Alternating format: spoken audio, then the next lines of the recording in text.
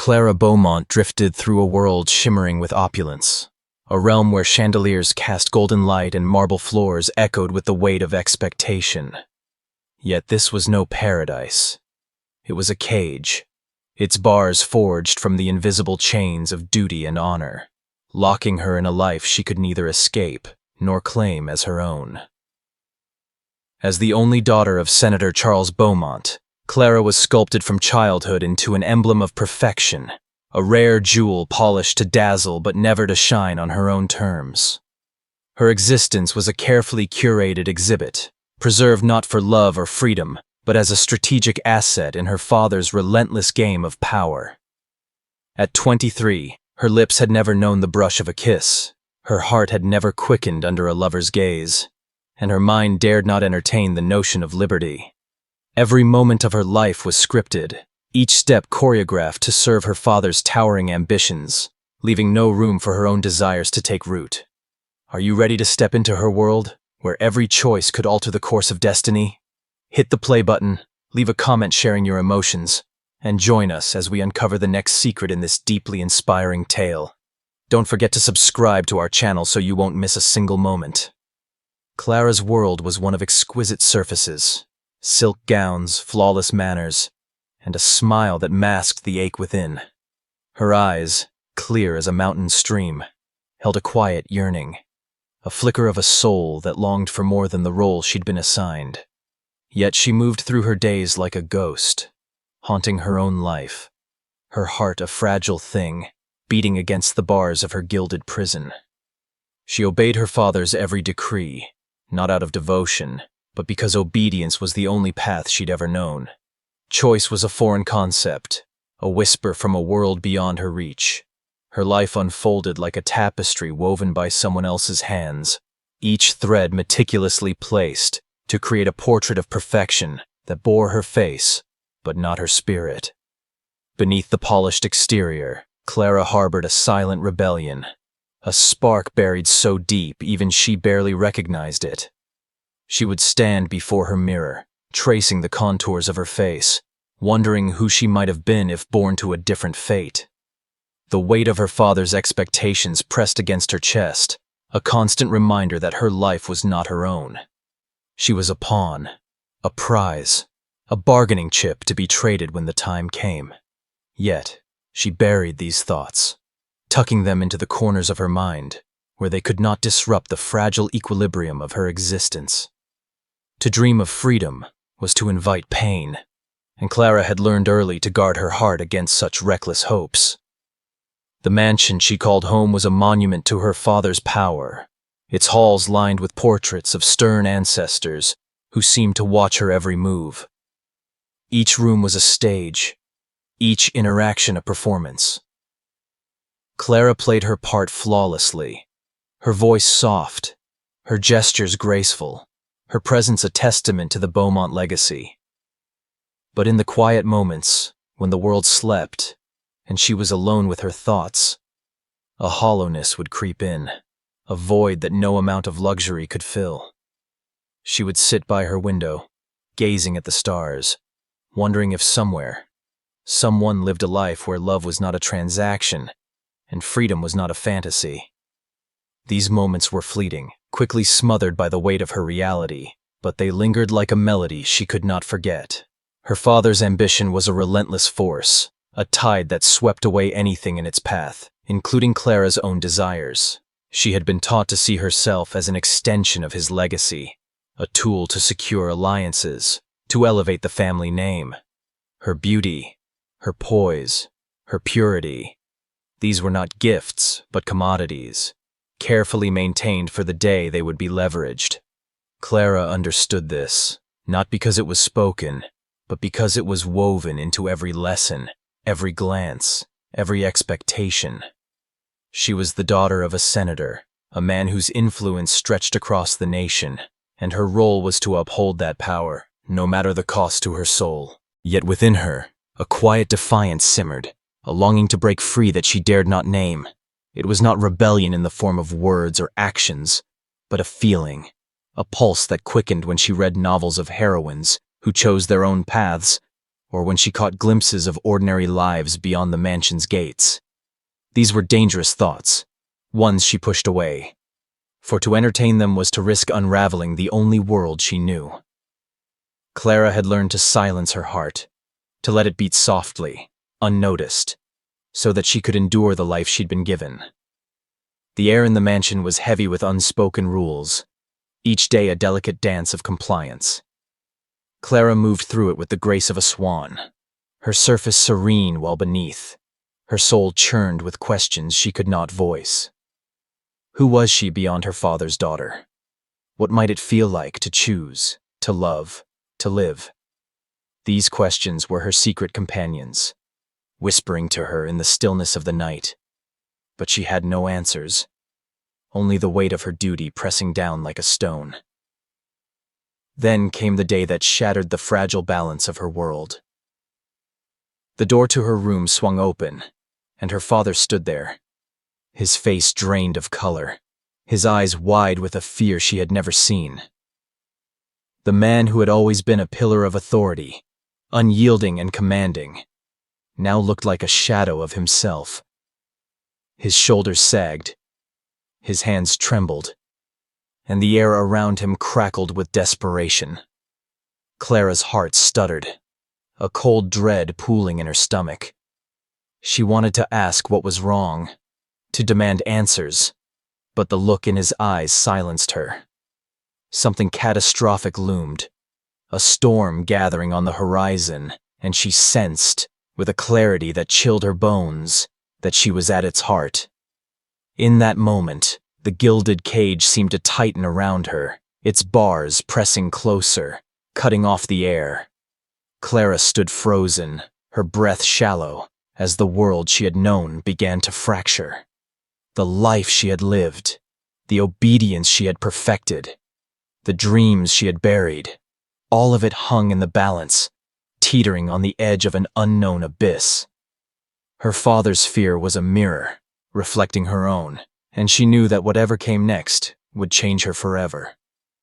The storm was coming, and Clara, though she could not yet see its shape, felt its shadow enveloping her, pulling her toward a fate she could neither predict nor escape.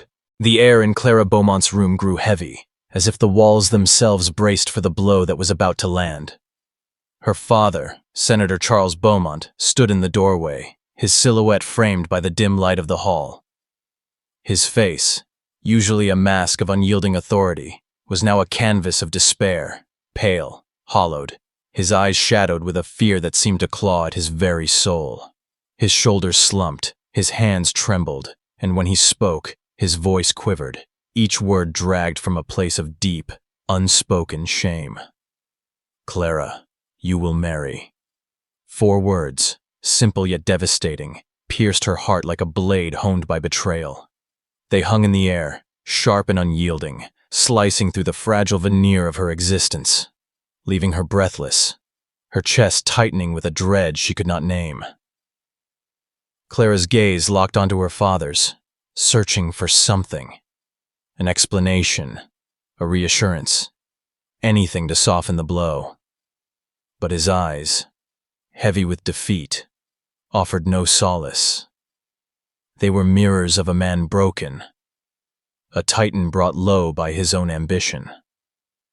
She wanted to ask, to demand why, to unravel the reason behind this sudden proclamation. But the truth was already seeping into her bones, cold and unmerciful. Her father's empire, the political dynasty he had built with ruthless precision, had crumbled. The alliances he had forged, the reputation he had guarded, all had turned to ash. Debts, vast and suffocating, loomed over him like a guillotine, their weight pressing down on the last vestige of his power. And Clara, his cherished daughter, his pristine jewel, was now the final currency he could offer to buy his salvation. Her mind reeled, a storm of disbelief and fear churning within her. Marriage? To whom? For what purpose? The questions swirled, but the answers were already forming, each one a jagged piece of a puzzle she wished she could unsee. Clara had always known her life was not her own, that her beauty and grace were tools in her father's arsenal. But she had clung to the illusion of time, the hope that her future might hold some sliver of choice. Now, that illusion shattered, leaving her exposed to the harsh reality of her role. She was no longer a daughter, but a transaction, a sacrifice to appease the gods of power and survival. The weight of this truth settled into her chest, a stone that threatened to crush her fragile heart. The name of the man chosen for her surfaced like a specter from the shadows of her father's words, though he did not speak it aloud. Julian Voss. The mere thought of him sent a shiver down her spine, a chill that seeped into her very core. Julian was no gallant suitor, no prince from the fairy tales she had once read in secret. He was a billionaire, a predator cloaked in tailored suits, his name whispered in boardrooms and feared in capitals. His power was absolute, his wealth a weapon he wielded with surgical precision. Clara had seen his face once, in the glossy pages of a magazine, eyes like polished obsidian, a jaw carved from stone, a smile that held no warmth, only the promise of dominance. He was a man who did not ask but took, a force who bent the world to his will with a flick of his wrist. To him, people were not souls but assets, to be acquired, controlled, discarded. And now, Clara was to be his. Her heart pounded, a frantic rhythm against the cage of her ribs, as the reality of her fate took hold. Julian Voss was not a man who loved, not a man who cherished. He was a hunter, and she, the prey, offered up to appease his hunger for power. The thought of his touch, his gaze, his ownership, twisted her stomach into knots. She imagined those cold eyes studying her, stripping away her defenses, claiming her as one might claim a prize. Her body trembled, not just with fear, but with the deeper, more insidious terror of losing herself entirely. Her life, already a borrowed thing, was now sold, bartered in a deal she had no part in crafting. The gilded cage that had confined her since childhood had not opened. It had merely changed hands. Clara's mind flickered to the life she had known, the routines and rituals that had defined her days. The balls, the dinners, the carefully rehearsed smiles. All of it had been a prelude to this moment, a grooming for sacrifice. She had been taught to be perfect, to be desirable, not for herself, but for the alliances her father sought. Now, that perfection was her undoing, the very quality that made her valuable to a man like Julian Voss. She wanted to scream, to rail against the injustice, to beg her father to find another way. But the defeat in his eyes, the slump of his shoulders, told her there was no other path. This was not a choice, but a sentence, handed down with the finality of a judge's gavel. Her breath came in shallow gasps, her fingers clutching the edge of her chair as if it could anchor her against the tide pulling her under. She felt the walls of her world closing in, the air growing thin, her future narrowing to a single, suffocating point. Julian Voss. His name echoed in her mind, a drumbeat of doom. She pictured the wedding, not as a celebration, but as a funeral for the girl she had been, the girl who had dared to dream, however faintly, of something more. The thought of standing before him, of speaking vows she could not mean, of signing her name to a contract that would bind her to him, filled her with a despair so profound it threatened to swallow her whole. Clara's eyes drifted to the window, to the world beyond the mansion's walls, a world she had never truly known. She had been a bird in a cage, her wings clipped before she could learn to fly. Now, that cage was being handed to a new master, one whose cruelty was whispered in the shadows of power.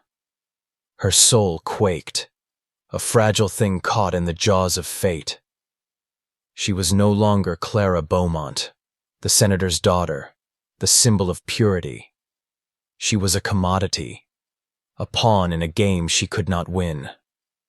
And as her father's silhouette faded from the doorway, leaving her alone with the echo of his words, Clara felt the last threads of her old life unravel, plunging her into a darkness where only Julian Voss waited.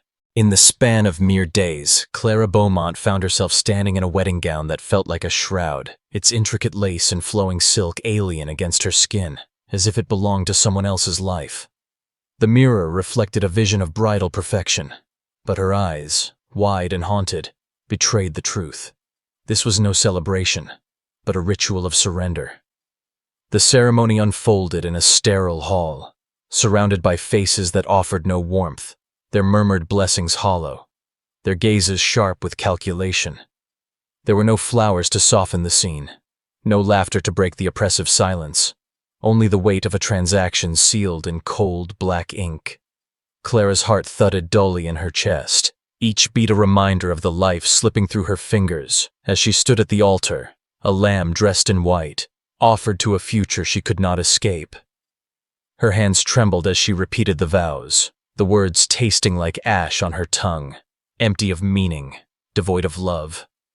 They were not promises but chains, binding her to a man she barely knew, a man whose name alone sent shivers of dread through her soul. Julian Voss. The syllables echoed in her mind, a dark mantra that drowned out the priest's droning voice. She signed her name on the contract, her hand moving as if guided by an unseen force, each stroke of the pen a nail in the coffin of her autonomy. The scratch of the quill against paper was deafening, a sound that marked the end of Clara Beaumont as she had been, a girl who, despite her cage, had clung to the faint hope of something more. There was no reception, no clinking of glasses, no joyous toasts to herald the union. The guests dispersed like shadows, leaving Clara alone in the aftermath of her own sacrifice. A sleek black car waited outside, its polished surface gleaming under the gray sky, a silent harbinger of her new reality. She slid into the back seat, her gown pooling around her like spilled moonlight, and the car carried her away from the world she had known, toward the fortress of Julian Voss. His estate loomed ahead, a monolith of glass and steel that pierced the horizon, its cold grandeur a reflection of the man who ruled it. The sight of it tightened the knot in her stomach, a visceral reminder that she was no longer a guest in her own life, but a possession, delivered to a master whose desires she could only dread. The heavy doors of the mansion closed behind her with a resounding thud, the sound reverberating through her bones like the final toll of a funeral bell. It was as if the world outside ceased to exist, leaving her trapped in a realm where Julian's will was law. A silent servant led her through cavernous halls, their footsteps echoing in the emptiness, until they reached the master bedroom. The room was a study in shadows, its vastness dominated by a bed that stood like an altar of sacrifice, its dark linens a stark contrast to the pale light filtering through tall windows. Clara's breath hitched, her pulse racing as she stood frozen, the air thick with the weight of what was to come. The room felt like a tomb, and she, its unwilling occupant, awaited the arrival of her captor. The door creaked open, and Julian Voss entered, his presence filling the space like a storm rolling in from the sea. He shed his jacket with deliberate ease, his movements fluid yet predatory, and loosened his tie, the gesture almost casual but laced with intent. His eyes, dark and unyielding, swept over her, not with the tenderness of a groom, but with the cold appraisal of an owner inspecting his newest acquisition. Clara's heart pounded, a frantic rhythm that threatened to shatter her composure. She took a step back, instinctively seeking escape, but the icy touch of the wall against her spine halted her retreat. There was nowhere to go, no refuge from the man who now held her fate in his hands. Julian advanced, each step measured, his gaze never leaving her. The air between them crackled with a dangerous energy, his silence more terrifying than any words could have been. Clara's mind screamed for her to fight, to resist, to cling to the last fragments of herself. But her body betrayed her, rooted to the spot by fear and the crushing weight of inevitability. The moonlight, faint and ghostly, cast long shadows across the room, illuminating the stark reality of her powerlessness. She was no longer the senator's daughter, no longer the girl who had dreamed in secret. She was Julian's wife, a title that stripped her of agency, reducing her to a possession in his vast empire. The night unfolded in a haze of dread and surrender, the details blurring into a tapestry of pain and loss. Julian's touch was not cruel, but it was unrelenting, a claim staked without regard for her heart. Under the pale glow of the moon, he took from her the final piece of her innocence, the purity she had been taught to guard above all else. But more than her body, he took her belief in her own sovereignty, the fragile hope that she could ever belong to herself. Clara lay still as the hours passed, her soul retreating to a place where the world could not reach, a sanctuary within where she could mourn the girl she had been. When it was over, the silence was deafening, broken only by the soft rustle of sheets as Julian moved away. Clara remained, her body curled against the cold, her mind a whirl of shame and despair. The weight of his presence lingered, an invisible chain that bound her even in his absence.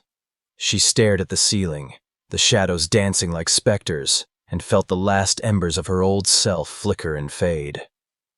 The wedding had not been a union but a theft, a transaction that had cost her everything.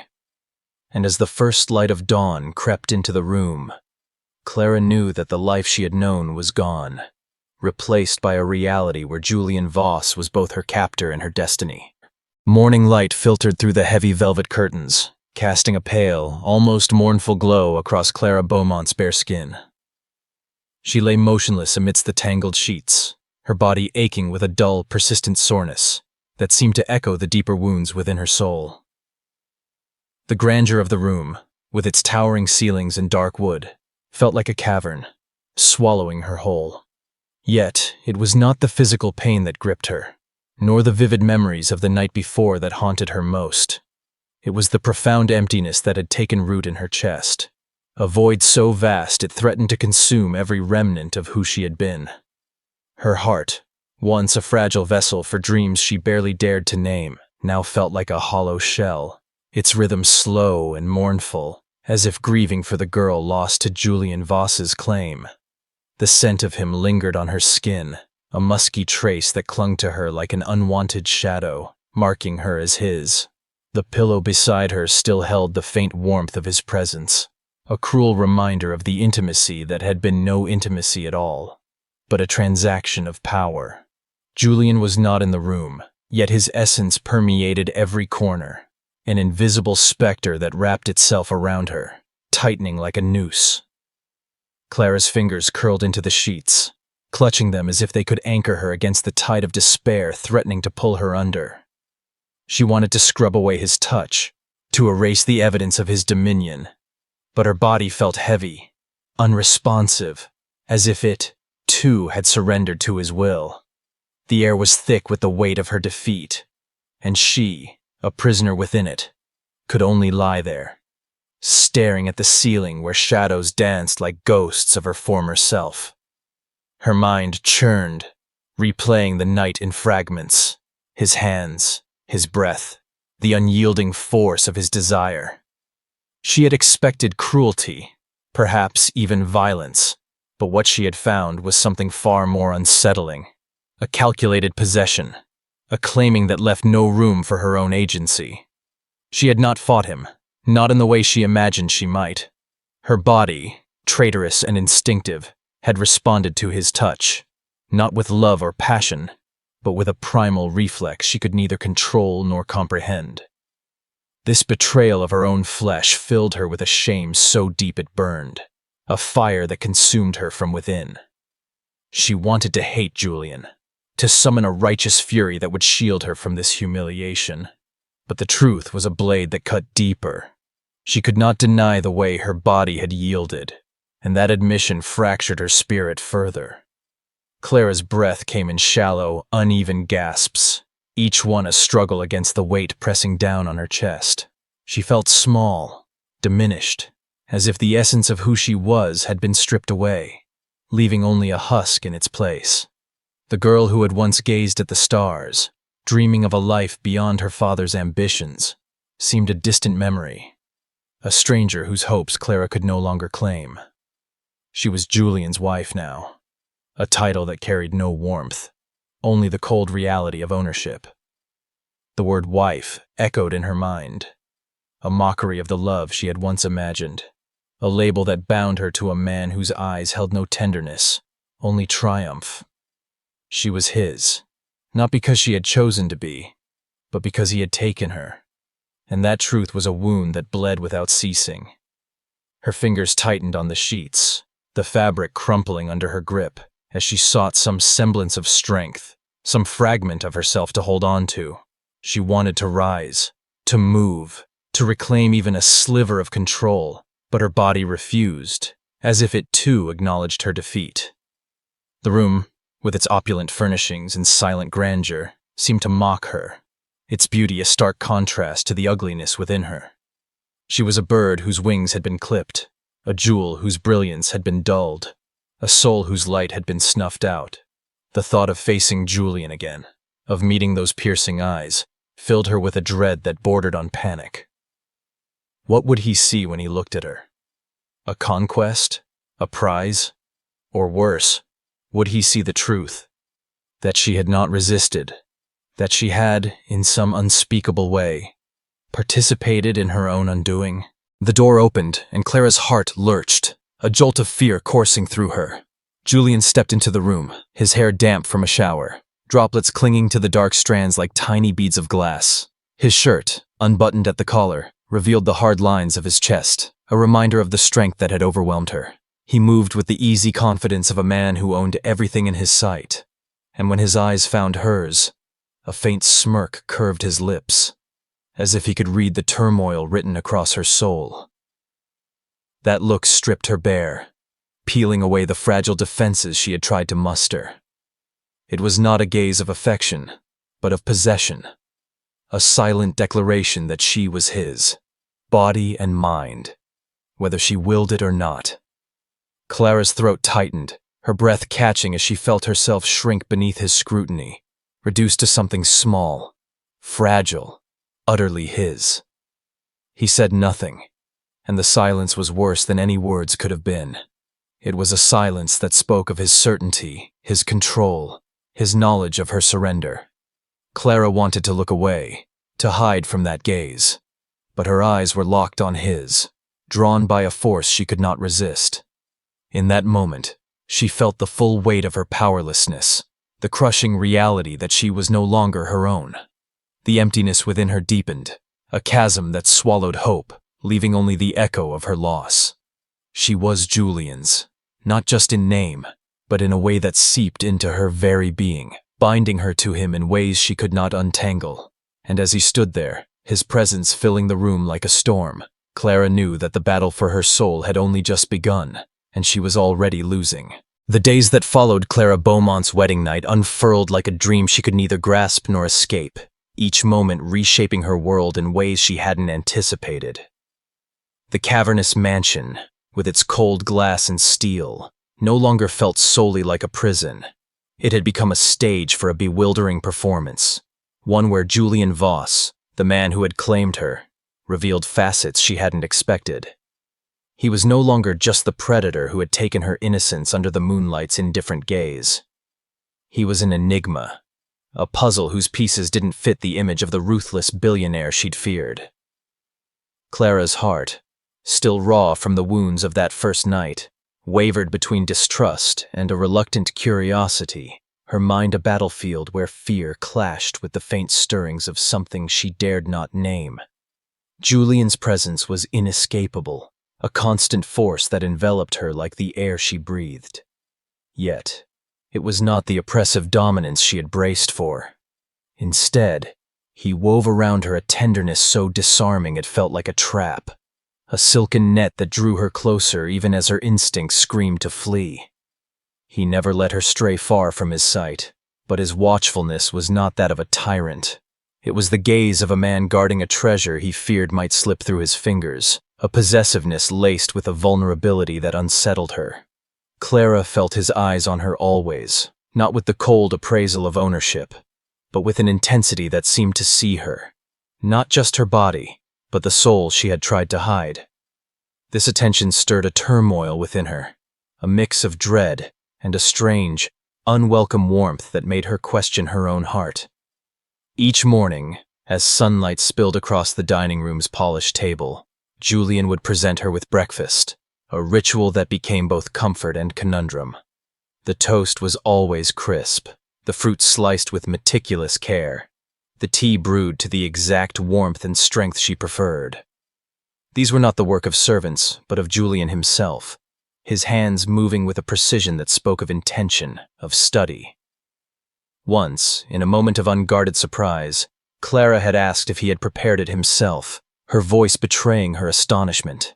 He had only shrugged, a flicker of pride dancing in his dark eyes, his response a quiet assertion. She was his wife, and no one could care for her as he did. The words, simple yet laden with meaning, sent a shiver through her, not of fear, but of something softer, more dangerous, that threatened to erode the walls she had built around her heart. Julian's care extended beyond the breakfast table, threading through the fabric of their days with a consistency that both soothed and unnerved her. At night, he would draw her into his arms, his embrace tight yet gentle, as if he feared she might dissolve into the darkness. His touch was no longer just a claim.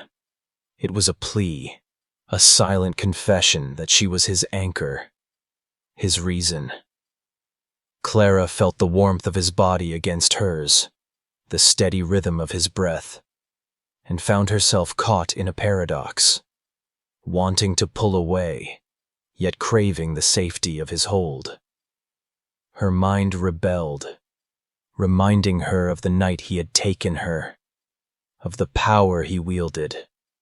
But her heart, traitorous and fragile, began to soften under the weight of his unspoken devotion. She hated herself for this weakness, for the way her pulse quickened at his nearness. But she could not deny it. In the quiet moments, when they walked the estate's sprawling gardens, Julian would linger nearby, his presence a shield against the world. He watched her from a distance, his eyes tracking her every move, not with suspicion, but with a reverence that made her chest ache. When the wind grew sharp, he would drape his coat over her shoulders, his fingers brushing her skin with a tenderness that felt like a promise. These gestures, small yet deliberate, wove a tapestry of care that Clara couldn't ignore. They were not the actions of a man who saw her as a mere possession, but of one who cherished her, who had memorized the contours of her preferences, the way she took her tea, the flowers she paused to admire, the moments when her smile faltered. This knowledge, this intimacy, was a blade that cut both ways, binding her to him even as it frightened her.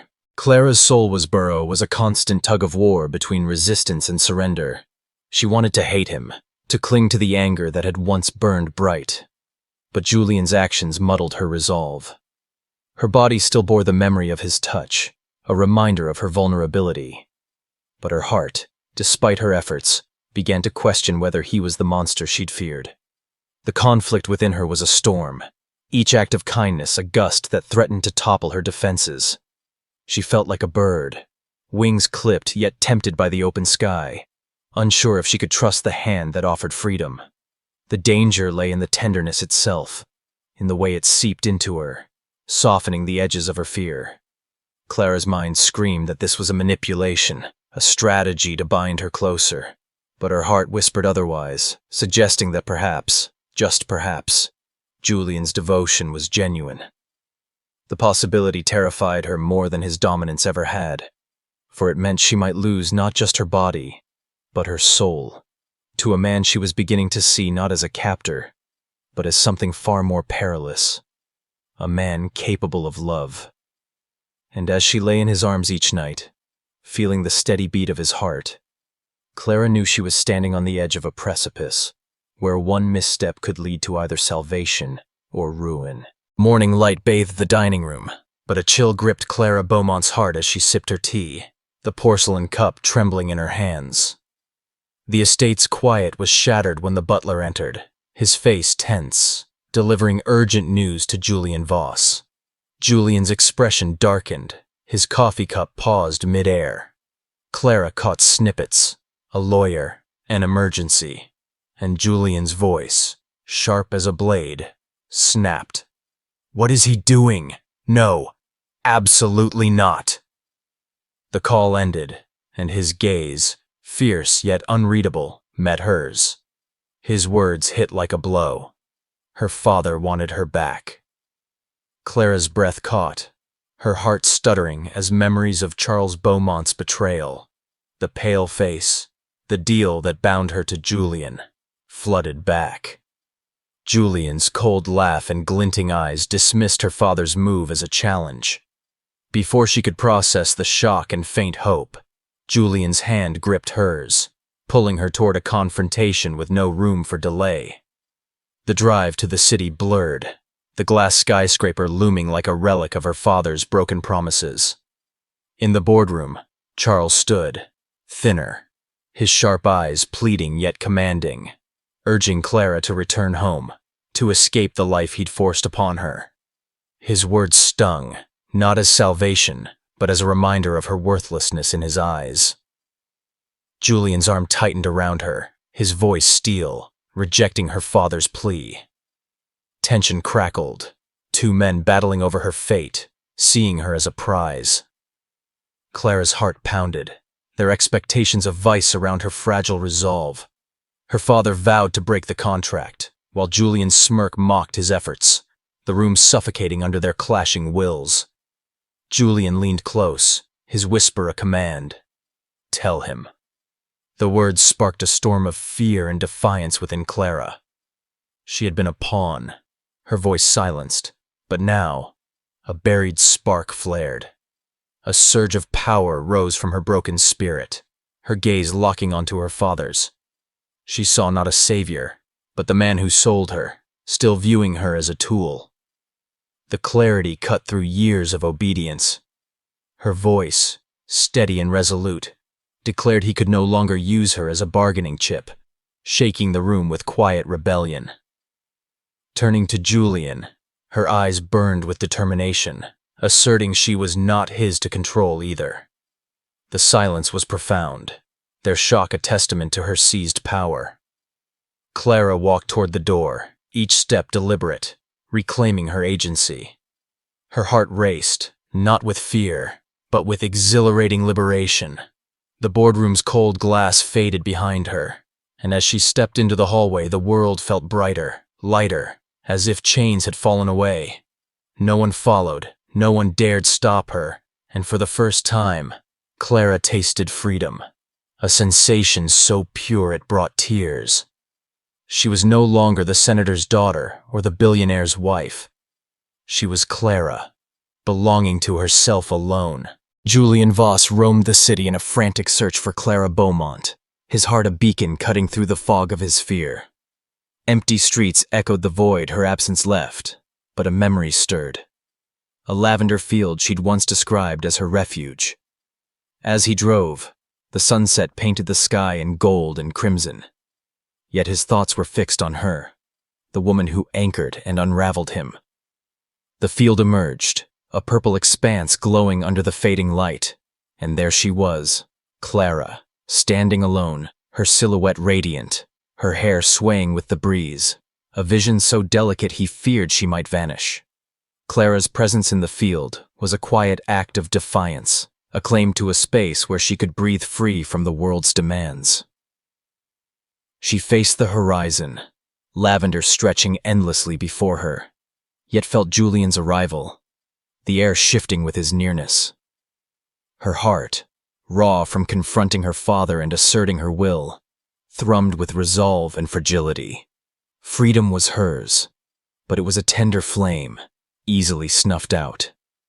Julian's approach was a test, and as the scent of lavender grounded her, she braced for his words, her soul poised between fear and a faint hope that he could be more than her captor. He stopped a few paces away, his breath uneven, his usual control frayed by desperation. Clara's silence dared him to reveal his truth. Her heart wavered, torn between dread of being trapped again and a whisper of trust that he might cherish her. Her soft question, why he sought her, unlocked his guarded heart. His voice, raw and unsteady, confessed she was no transaction, but the one he couldn't lose. The words pierced her, kindling a warmth she hadn't anticipated, a belief that he might be more than the predator she'd feared. Turning to him, Clara's eyes met his, seeing not the billionaire who bound her, but a man laid bare by fear of her loss. Her gentle smile offered tentative trust, challenging him to prove his love through actions, not power. The field, aglow at dusk, seemed to pause, lavender swaying as witness to this fragile shift. Clara's captive heart stirred with hope that she could be loved for herself, not her role. The drive back was silent, the engine's hum underscoring Clara's inner storm. She gazed out, the field's scent lingering like a vow. Julian's steady hands on the wheel belied his uncertainty. At the estate, its glass and steel looming, Clara paused at the entrance, the weight of returning pressing her chest. She questioned if bringing her back meant he thought he owned her heart, her eyes searching his for truth. Julian knelt before her, a startling act from a man who bowed to no one. His face, etched with desperation, pleaded for her to stay, admitting his flaws but confessing he couldn't live without her. Clara's heart surged with tenderness, her defenses crumbling. Kneeling beside him, her fingers grazed his face, feeling his fears tremor. Her words, soft yet firm, demanded he prove his love by honoring her freedom. For the first time, she saw not a monster, but a man terrified of losing her, his vulnerability mirroring hers. The realization reshaped her soul, hinting at a love that could rise from their ashes. As they knelt under the twilight, the world faded, leaving their fragile, fierce connection, a spark of hope, courage, and a love that might set her free. A month after Clara Beaumont's defiant stand, her father, Charles Beaumont, arrived at Julian Voss's estate, his once commanding presence diminished, his silver-streaked hair and regret-filled eyes betraying a man humbled by his mistakes. Clara, standing in the rose-scented garden, felt her heart lurch at the sight of him, the architect of her gilded cage now a shadow of his former self. Anger, sorrow, and a lingering love churned within her as he approached, his steps hesitant, his voice breaking as he confessed to treating her as a pawn. His raw remorse stirred memories of a childhood spent chasing his approval, only to be molded into a tool for his ambitions. Clara's defenses softened, and she embraced him, her whisper of forgiveness carrying the strength of her newfound freedom. She assured him he would always be her father, but she had found happiness on her own terms. The embrace, tender and fleeting, mended a fractured bond, and as Charles held her, his trembling hands revealing his relief, Clara felt a chapter close, her heart blooming anew amidst the vibrant garden. From that moment, Clara's world shifted, as if reflecting the peace she had cultivated within. Julian's love, once a source of fear, became a warm, steady flame. His devotion was no longer a chain but a choice, expressed in quiet acts, the breakfasts he prepared, the gentle brush of his fingers against her cheek, the nights he held her close, his breath a soothing rhythm. Clara's heart, once torn ascot, opened to him, each beat a surrender to her love. The fear that had defined her dissolved, replaced by a trust so deep it felt like home. 3 years later, Clara stood with Julian in the lavender field, their hands entwined, the purple blooms glowing under a golden sunset. The air hummed with summer, lavender's fragrance weaving through the breeze, evoking memories of her escape and rebirth. Their twins, a boy and girl, darted through the flowers, their laughter a pure melody. Clara watched, her heart swelling with joy so profound it ached, the children embodying a love she once thought impossible. Julian's presence grounded her, his hand tightening in a silent vow. His low, warm question about her happiness resonated deeply. Leaning against him, her smile radiant, Clara felt happier than ever. The journey from a forced marriage to this life of love and freedom a cherished reality. The breeze carried the twins' laughter, mingling with lavender's scent, enveloping Clara in a symphony of life. She closed her eyes, savoring the moment, the field mirroring her resilient, vibrant heart. The girl trapped by duty was gone, replaced by a woman who had claimed her voice and found love in an unlikely place. Julian, once her captor, was now her partner, his love a guiding light. As the sun set, casting a warm glow, gratitude settled within her. The twins' giggles heralded a future of connection, not ambition. Julian's arm drew her close, their hearts beating in unison. From a marriage of control, they had forged an unbreakable love, truer and more beautiful than any fairy tale. As stars emerged in the twilight, Clara knew this moment, this family, this love, was the happy ending she had never dared dream of, yet had found against all odds. Have you ever felt trapped within the confines of your own life, yearning for a way out, a chance to rediscover who you truly are? Clara's story reminds us that even within gilded cages, the heart can still find freedom, and genuine love can blossom from beginnings that seem utterly hopeless. Today, take a moment to reflect. What is holding you back? And what will you do to break free from those invisible chains? Share your thoughts in the comments below. Hit the like button if this story has touched your heart, and subscribe to our channel so you don't miss the next inspiring emotional journey. Together, let's uncover stories that transform lives.